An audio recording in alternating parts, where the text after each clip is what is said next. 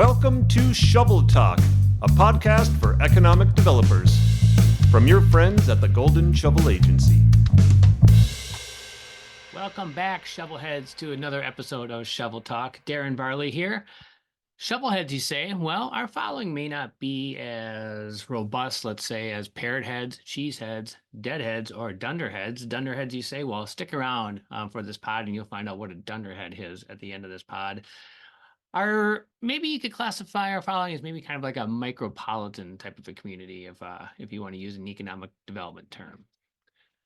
All right, back to the pod. Well, if you are a Golden Shovel client or follow Golden Shovel on social media and check out our website, you probably realize that we are focusing on the aviation industry in Q3 here. We've got a lot of great content out there, and this pod is going to be centered around this. If you are knowledgeable of Golden Shovel history, you may know that one of the Golden Shovel's founding partners, Ron Krisha, is a certified flight instructor, and so this is a passion of his. Our pod today, we are going to interview Kyle Wensmann, a certified flight instructor and first officer at SkyWest Airlines, and he's going to discuss the important role of general aviation in small town America. All right, so let's get into it. Bethany Quinn, take it away. All right, good afternoon, everyone. I am joined today by Kyle Wensmann, first officer of SkyWest Airlines and a certified flight instructor at Lakes Area Aviation. Welcome, Kyle. Hello. It's nice to have you with us today. Aviation is a really fascinating topic that influences all of our communities, large and small. The ability to access flight transportation is obviously very important to people's lifestyles, but it's not something that we talk a lot about in economic development or at Golden Shovel previously. So I'm really excited to hear your insight and to learn more about your personal journey as well into aviation and what attracted you to that industry. That sounds great. Perfect. So before we get started into the meat of aviation and talking about workforce, I want to talk about you. So how did you get interested in aviation? So when I was a real little kid, you'd see airplanes fly over all the time. And I always thought it was the coolest thing in the world.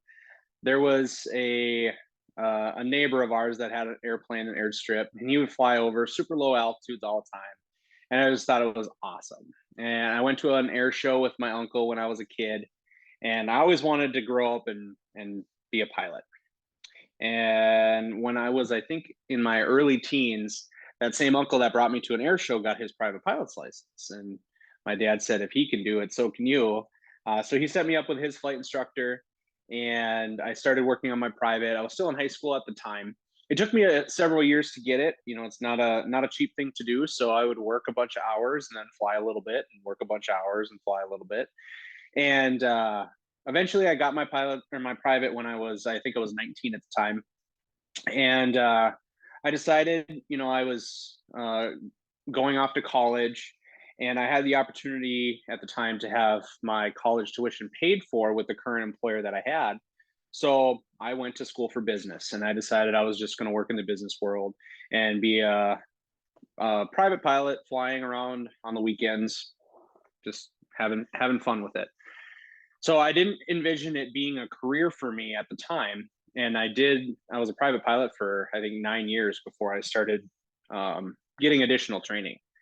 So, and then of course that's a whole nother story. So, well, I'm sure we'll get into that at some point. Yeah, definitely. There's so much that goes into train to be a pilot, and I absolutely want to explore that. But how cool that you obviously saw this as a young kid. So you said that you literally had a neighbor who had their own airstrip? Yeah, so he lived like 5 miles away, which that's a neighbor in the country.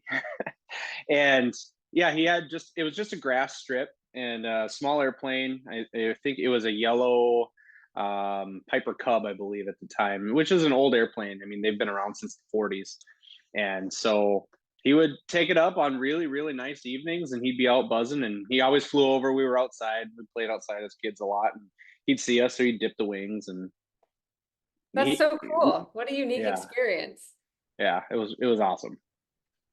Yeah, I think for a lot of people, we talk about representation in all industries, right? And if you don't know anyone who flies, if you don't have that experience like you did as a kid, it might seem just very far off and intangible and really difficult to get into that career. So it's cool you actually knew someone that did and was able to take that opportunity. Agreed. And I would definitely say aviation is probably one of those, certainly up there. There's lots of industries. If you don't know somebody, how do you even get in? Without my uncle having gotten his private pilot's license, I'd probably still be wondering how to get in to this day. But yeah, and aviation's not unique in that, but it's only my experience, I guess. Yeah, absolutely. And speaking of that, so if there's anyone listening who either is interested themselves in getting their pilot license or would like to promote that within the community to maybe students or other young people as a career, what do you recommend? What are those first steps? Honestly, just go out to your local airport. Most of the people who live in small towns aren't even aware that they have an airport, because when people think of airports, they think of Minneapolis, St. Paul, LaGuardia, Atlanta, Denver. They don't think of the fact that in Minnesota, I believe there's 134 public use airports. They're all over the place. And if you just go out to the airport and hang out and kind of be an airport bum, I promise you, someone will see you, ask why you're there, and you'll end up in an airplane. I Oh, guarantee it. nice. And so like anytime we see somebody who's just kind of hanging out, we're like, hey, we're going to get breakfast. You want to come with? And then hop in the back seat or whatever. And that'll get them in and at least have some context of like, who was your flight instructor? Or where did you get your license from? And those conversations will just blossom from there. So if your town has an airport, go hang out at the airport. If it doesn't, there's one nearby, I promise. And you'll make connections really, really quickly. It sounds like the community is really welcoming. Oh, for sure. I would say like unless you're like poking around and hanging out on the runway, I'm certainly not saying that. Hang out at the arrival and departures building that's there. Nobody's going to look at you like, why are you here? What are you doing? Are you up to something? If you're in those areas that are open to the public, they're publicly owned airports. You're not going to have any issues like with access. So people will go up, introduce themselves, and they'll certainly try and figure out where your interests are. If you're interested in aviation at all, they'll show you their airplane. Pilots love to talk about themselves, and they love to talk about their airplane. So Nice. you introduce yourself and just say, I like airplanes, and I promise you they'll take it from there. Like going to a classic car show. Exactly. It's that same type of culture. Awesome. So that's actually interesting. You do bring up the fact that they're open, but you actually can go to the airport. And I think for anyone who's never been to a small airport, that might be a little surprising just because of the level of security at our international airports. You can't exactly go and hang out, right? Exactly. And I think that in and of itself makes it seem really distant. And like, how do I get involved in aviation? Because every airport is super secure and you have to go through TSA to talk to somebody. That's not the case at your small town airports. Like, you walk in, the airport manager is probably there in an office. The door is open. There's business hours usually posted on the doors.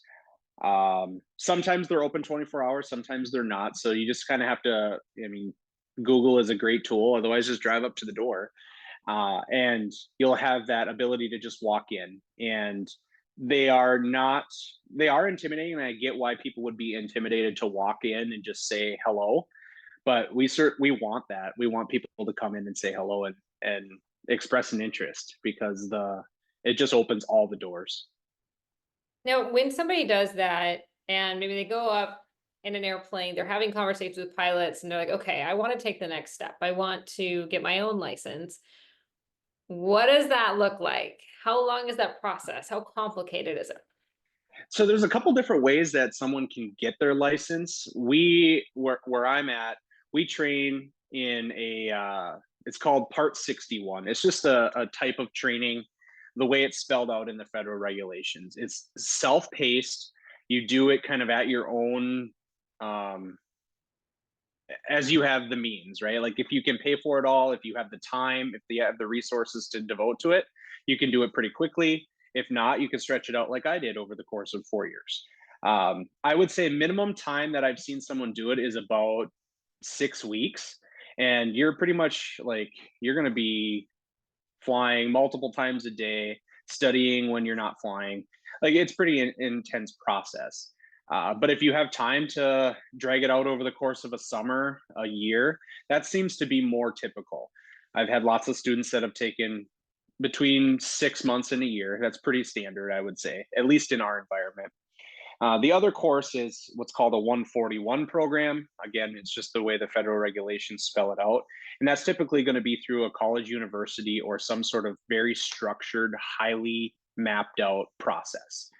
There's pros and cons to both. If you have a full-time job and you want to do it on the side, 141 probably won't be for you, because you're not going to have the time necessary. But that very first step just involves contacting a flight school or flight instructor and getting set up with them, and they'll walk you through all of that. What paperwork you need to bring with, any boxes you need to check initially before you start, and then from there, are you curious about the training process already, or? I'm sure that some people that are listening, but I think we'd probably be better off directing them to a resource to where they could learn more. Okay, I agree. I mean, I could talk for hours on the training process, but yeah, just contacting a local flight school or a local flight instructor. They're super easy to find if you literally just, again, Google flight instructors in my area. The FAA website has them on it. There's other organizations that are inside the aviation community. You'll see websites pop up that'll say find a flight instructor, and they'll connect you. And it sounds like in as little as 6 months, you could at least have the first step for your pilot's license. Is that correct? Absolutely, yeah. I mean, the first few steps are simply getting acquainted and understanding what's this process going to look like and mapping it out. And most of the time, in my experience, that initial consultation, you're not going to pay for that. You'll walk in, you have questions, you'll get answers, and then if you decide to move forward, that's when the whole training process and the that whole thing comes into play. Yeah, that's perfect. So I guess the thing is, if people are interested in aviation, know that it's not necessarily as intimidating as getting a four-year college degree. You could do it in a shorter period of time. You just need to see what's available at your local flight school, is what it Right. sounds like. Yeah. And a college degree, what that would if you went for aviation, that'll get you all the way through. There's several ratings that you have to get in order to, make a career in aviation. But simply the first step is private pilot. And that's Sure. essentially means you can fly around with passengers and have fun. That's essentially that. So that part is just step number one of a whole list of things that you have to do to get paid to fly. Sure. Yeah, no, that sounds great. And speaking of getting paid to fly, you originally started this as a hobby yourself, and now it's your full-time career. So you were in business, and now you're flying full-time. As far as a career opportunity for you, how has that impacted your life? Yeah, I always thought, I mean, obviously getting paid to fly is kind of the dream that I had when I was a kid, but I realized that it was going to be really complicated and really far off, and the training is expensive. And I thought, well, you know what? I can be just as happy doing business. Well, I always had that longing to take that next step and make it a career. And frankly, I was kind of a chicken until my wife was like, literally, you need to do this or stop talking about it. And Sure. she's the one who encouraged me to continue. And so then I got my additional ratings. I became a flight instructor, started building time, and still was on the fence of whether or not like airline pilot life was for me. You're gone a lot, you spend lots of nights away from home. Training is intense. You're gone for weeks, maybe months at a time. And ultimately, again, she was the one who said, do it. We'll be here when you get home. Like, we want you to do this. And so that was ultimately the part that encouraged me to do it. And it's changed my life from like the stress of every day being glued to my phone, waiting for that phone call, waiting for, I dealt with employee issues, sales issues, all sorts of stuff. and I was pretty much connected 24/7. Now my life consists of prepping for flights, performing flights, and debriefing flights, and then I get to go home. And it's the stress of daily life doesn't affect me at work, and work doesn't affect me at home. And so I've been able to separate those two things very, very well. And it's made me a much happier person.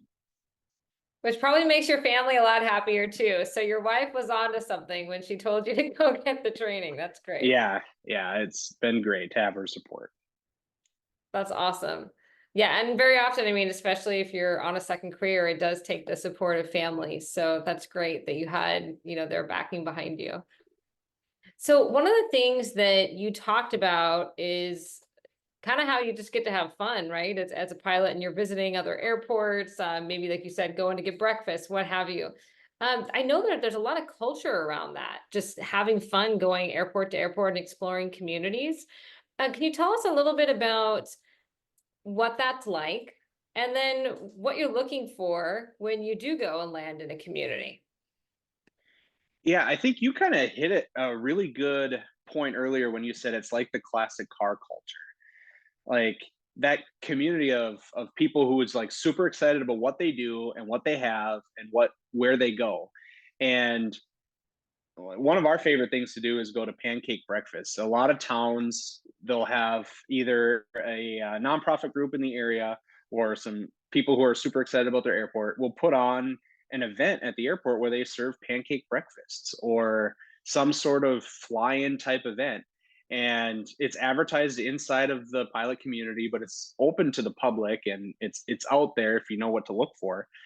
And people come from all over the place to fly into these events, and it's really cool if you're interested in aviation or you're a part of it to watch all these different types of airplanes fly in.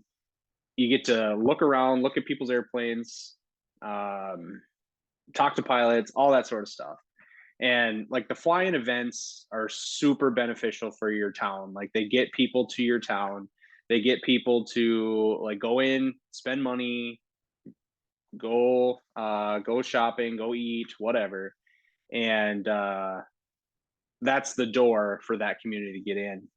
A lot of small town airports really have it. They have an advantage if they have a car available at the airport. So we call them courtesy cars. And essentially, we fly in, and then what do? We don't have a car. How do we get into town? Well, if they provide a courtesy car, we now can take that vehicle into town and go shopping, go get food, whatever. So those tend to be our favorite airports to go to because there's things to do when we get there. We like to go in, get breakfast. There's one of my favorite things to do is find we have an airport just north of here, Brainerd. They have a restaurant right on the field. So we literally fly in, we go eat breakfast, we go back to the airplane, we come home. And another airport down by the cities, we fly in, we go get ice cream. We take their car and we go get ice cream. Like it sounds super, super weird, but it's something to do with your airplane. And then when you get there, you have something to do on top of it. Yeah, the courtesy car is a great idea because I actually had that exact same question. You land your airplane, you obviously can't then take your airplane and park it in front of the local diner. So the courtesy car makes a lot of sense. Do you have any other examples of things that communities are doing right that help to get pilots, out of the airport and into the community? Yeah, for sure. Like a lot of airports will have brochures. You see these a lot of times in like the lobbies of hotels. You'll have these things that have travel magazines or brochures of the local events that are going on, local attractions, different things to do when you get there, and they have that front and center. So as soon as you walk in, you're like, oh, look at this. There's a bike trail. There's a museum. There's I don't know, you name it. There's attractions to do when we get here. As far as like being a source of attracting aircraft to actually come to your airport before that, I would say fuel is a big one. A lot of towns have very competitively priced fuel, and hey, if we can save a few dollars on fuel, I'll pop in there, grab fuel, and then I'll be on my way. But if you can get me in initially, fuel is advertised to all of us. We know what the prices are for the most part everywhere. I would go into small town airports everywhere if I knew their fuel prices. that's probably an easy thing for a city or a airport manager to get people to come, would simply be that. That's interesting. So what is the best way to advertise that? Either fuel prices and events. What are the best way to get that information to the pilot community? Fuel prices, there's all of our resources as far as navigation. There's a couple different apps that we use for our charts and all that sort of stuff. It pulls right into that information. So we know what those prices are everywhere. And there's some websites too that'll show like the price of avgas. So I don't think they necessarily even have to report it. It's just there. But there's some airports that will price their fuel really, really high compared to airports around them. And well, why would I ever go to this airport if the airport 20 miles away has fuel $2 a gallon cheaper? And inside of our community, there is a handful of airports within 50 miles of here that are known for having cheaper fuel prices. And so Got it. we go to those places. Makes And sense. yeah, and like cities don't necessarily have to go above and beyond as far as getting it out there, because we will find it. It's there. They just have to have competitively priced fuel and frankly do a fuel survey. Go see where everybody else is at and make sure you're competitive. Yeah, no, that's a great idea. And what about the pancake breakfast and other events? How can they advertise to the pilot community? So there's lots of great ways. Facebook is awesome. There's so many fly-in groups on Facebook. There is on the Minnesota Department of Transportation website, there's an aeronautics page, and they literally have fly-in events that you can list yourself there on. And I imagine other communities, other states, I'm only familiar with Minnesota because I live here, of course, but I imagine other states have similar pages through their Department of Aeronautics or whatever online. We look at it all the time, and Minnesota sends out a book every year with all the airports in Minnesota. And like if they have different events or whatever that are long standing, they'll include those in there. So there's different publications that are actually free to the pilot community that we look for all the time. So sending it to your Department of Aeronautics page, there's a lot of times a contact person or a phone number. Facebook groups are great to get those events out there. And then if you want to attract the community at large, whatever your local source of information is. Where I live, the newspaper is still highly read. Newspaper ads are great. In other places where you have a town Facebook page where everybody goes on and complains about stuff, hey, maybe I should post hey, we're having an event here because everybody in town goes to this page to look up their local gossip. So if you can get it out in front of whatever stream seems to be, as with marketing, it's just simply getting your message in front of eyes. So you have to define that audience. If you want the community to come to your breakfast too and see the airplanes and see your airport, get it out on those channels. If you want it in the pilot community, your aviation channels through the government or Facebook are great.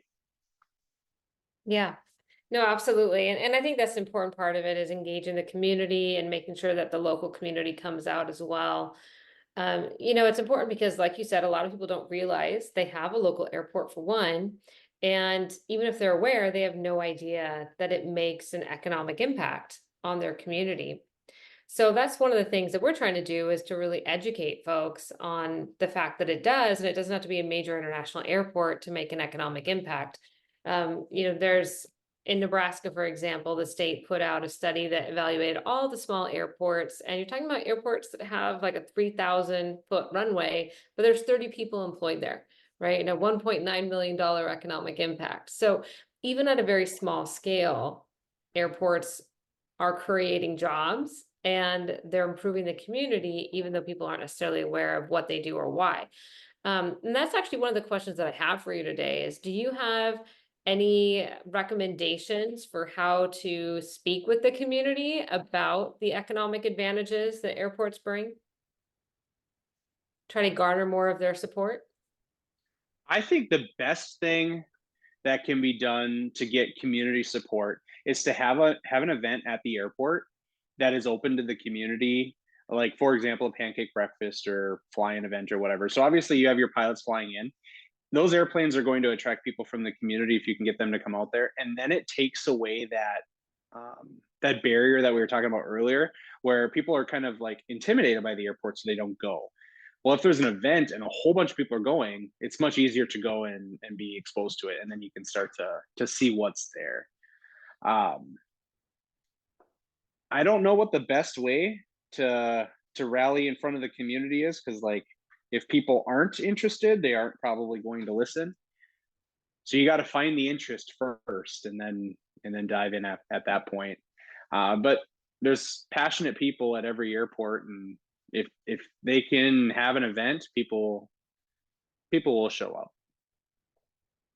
Yeah, absolutely. And I think that is a great way to get some initial exposure. I know when we were living in rural Missouri, we went to a great air show at the local field. For example, where they brought in a lot of classic airplanes and World War II airplanes, things like that. And it was a lot of fun and very well attended by the community. So there's a lot of different options for events. I know near where I live now, about an hour away, there's going to be a movie night at a local airport showing planes. I thought that was pretty creative. Get local kids out there to watch the show. That's awesome. Like, and that's such an easy thing to facilitate. And you Hmm. don't even necessarily have to like make like it's open to everybody. And then they come out and Right. see your airport. And then you have the opportunity to be like, hey, while we're here, if you have questions, here's a flight instructor, you can talk to them. Right. Or, have a static airplane where people can go look at it or sit in it even. That's Yeah. very little cost, great exposure. Right. Yeah. I don't think you can get more low cost than a movie night. Those screens are super cheap Absolutely. to rent. Right. That's a great idea. I love that. Well, and speaking of kids, let's talk about the future of aviation. What are your predictions? Are we going to get more people interested? Is it going to die out? What's going to happen? I think it's always going to have there- I don't know, humans just gaze at the sky, and it was like we were meant to fly. We just haven't figured it out for a long time, right? I think there's people all over the place that still look at the sky and want to be up there. And I imagine the interest will continue. The system is really it's tough to navigate, and that's where we've gotten a lot of pilot shortages. You probably hear that on the news all the time. Sometimes I think that that term is overused. It's just simply an experience issue. Like there's lots of pilots, but we need them to be at certain stages in order to be like qualified for the airlines, or maybe to be upgraded to captain, or maybe to go to a bigger airliner they need more experience. So it's usually just an experience gap, and that's not unique to aviation. It's every industry. You talk to anybody anywhere, there's maybe I have lots of applicants but I don't have qualified applicants, or I can't get people with 10 plus years of experience with something anymore, so I have to take somebody with one or two. And we have very strict standards that are regulated by the government. If you can't even enter the airlines until a certain point, you can't be a captain until a certain point based on your Sure. experience. So I think that's really the driving issue. I think people will continue to come through the channels. I think there'll always be a pipeline there. And I think there's going to be more jobs in aviation in the next 50 to 100 years. Um, that than there has been. I mean, I don't have any statistics or anything to back up my predictions. Just my gut feeling is people want to travel from point A to point B, and they want to do it quickly. And Mhm. aviation is by far the quickest way to travel, at least right now. Um, you know, Well, if and we could get definitely more, the tourism numbers do back that up, right? I mean, we're seeing explosive growth in the tourism industry. yeah, and if airlines can connect people from point A to point B, and they can do it quickly and efficiently, people are going to take that all day long, and there's going to be jobs as a result of that, and not just inside the flight deck. There's air traffic control. There's all the ground people that are involved with moving the airplanes, moving the baggage, the customer service people. And then everything behind the scenes, the people that do do all the paperwork, they make sure that we stay legal with the government. They make sure that we have our weather information available to it. Like there's so much support that happens behind the scenes that even if somebody's not interested in flying the airplane, they can still work in the industry. Sure. I don't think there will be a shortage of jobs in the aviation industry at all. Awesome. Now our job in the economic development community is to get people trained so that they can take them and help close that experience gap, as you mentioned. So thank you for that tip. So Kyle, we have reached a point in our podcast where we typically play a game. Now, I'm not sure if you've heard this game before. It is the shovel toss game, where I ask you 10 questions, completely random, nothing to do with aviation. And I'm going to time you and see how fast you can answer them. Okay. Are you ready? I hope so. You have not been prepared for this at all. Nope. Okay. All right. There's no wrong answer. And here we go. First car. Pontiac Grand Am. Favorite dessert. Pistachio dessert. If you could be a superhero, who would you be?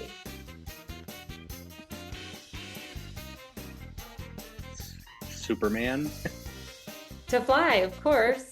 Of course. Favorite vacation destination. That I've been to or I'm going to. Doesn't matter either one. Key West, Florida. Nice. Book you're reading right now. Twilight. Okay. If you could fly any plane, what would it be? A Cirrus. What is your favorite song to play when you're flying? It's actually a song, like it's Viking music, like old Nordic Viking music. It's like it's weird. I bet probably very fun. Okay, what's something you can't live without? My family probably. What do you wish that you would have known when you started your career?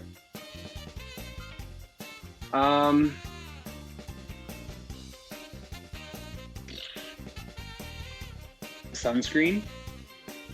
Wear sunscreen? Yeah. Okay. And what do you want to be remembered for? Being a kind person, a helpful person. All right, well, you've been helpful today, and you answered all those questions in 1 minute and 39 seconds, which is pretty good, especially for no prep. I can live with that. So you successfully completed the shovel toss game. Thank you so much for being here Of with us course. today and sharing your story about how you got into aviation and just some overall insight into the role that local airports play. I think this is going to be really helpful for our listeners. Sounds awesome. Yeah, I'm glad to be part of it. Thank you so much for the invitation, and I really enjoyed being a part of it today. Thanks, Kyle. Have a good one. You too. Thank you, Bethany. Going back to the beginning of the pod, what is a dunderhead? Well, a dunderhead is a fan of the TV show The Office. So there's your answer to that. As I mentioned at the beginning of the pod and what this pod was centered around, our Q3 focus is on the aviation industry. So if you want to learn more about that beyond this pod, you can go to our Golden Shovel Resource Learning Center at goldenshovelagency.com. And under our ebooks, you can download an ebook around the aviation industry. So check that out. Also under our Resource Learning Center, we do have a webinar that dropped a couple weeks ago or so at this point, the economic development benefits of community EV charging stations. So the recording of that, if you missed that back a few weeks ago, is available under the Resource Learning Center. So go check that out. Also, while you're at goldenshovelagency.com, if you haven't already, why not connect with us on social media? You can find links to our Facebook, Twitter, X, I should say, LinkedIn, YouTube, and TikTok. We're now active on TikTok at the Golden Shovel Agency. And also in editing, we do have an upcoming pod. We have Donald E. Owen, author of America's Dream at a Crossroads. How do you define the American Dream is what him and Bethany will be chatting about. So stay tuned for that dropping very soon. So once again, Shovelheads, thank you for checking us out on another episode of Shovel Talk.